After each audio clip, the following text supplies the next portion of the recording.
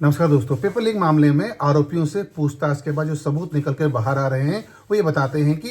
RPC के भीतर भी दिक्कत है और सिस्टम के बाहर भी कुछ लोग ऐसे हैं जो राजनीतिक रूप से काफ़ी मजबूत हैं, जो पेपर लीक में सीधी भूमिका निभाते हैं। अब जांच का दायरा एसओजी ने कुछ और खोल दिया है। कोचिंग संस्थानों और कुछ स्कूल संचालकों की भूमिका पर भी जांच हो रही है और ऐसा माना जा रहा है कि पेपर लीक में कोचिंग संस्थान के कुछ लोग भी महत्वपूर्ण भूमिका निभाते हैं।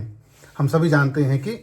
पिछली एक भर्ती में कोचिंग संस्थान पर कार्रवाई हुई थी और लगातार ये आरोप लगते रहे हैं कि कोचिंग संस्थानों को ये पता होता है कुछ सवालों के बारे में उन्हें सीधे तौर पर जानकारी दे दी जाती है कि परीक्षा में किस तरीके के सवाल आने हैं और उसी के आधार पर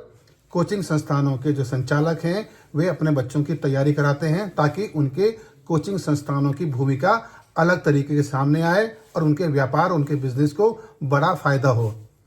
आरएस मुख्य परीक्षा की भर्ती को लेकर भी कई अभ्यर्थियों की ये दलीलें थी। उन्होंने कुछ सबूत भी उपलब्ध कराए थे कि उनको तो पता ही नहीं था कि उनकी मुख्य परीक्षा कब होनी है। उनको तो 2 महीने बाद पता चला,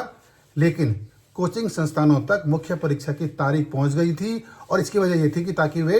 इन तारीखों के हिसाब से अपने जो कोचिंग संस्थानों में जो बच्चे पढ़ाई कर रहे हैं, जो कोचिंग ले रहे हैं, उन्हें अलग से फ़ायदा पहुँचाया जा सके। कई भर्तियों में कोचिंग संस्थानों की भूमिका भी जांच के दायरे में है और एसओजी सब इंस्पेक्टर भर्ती के मामले में करीब 8 कोचिंग संस्थानों की भूमिका की भी जांच कर रही है। जो स्कूलों का आवंटन होता है भर्ती परीक्षाओं के लिए, एसओजी का ये मानना है कि उसमें भी बड़ी धांधली होती है और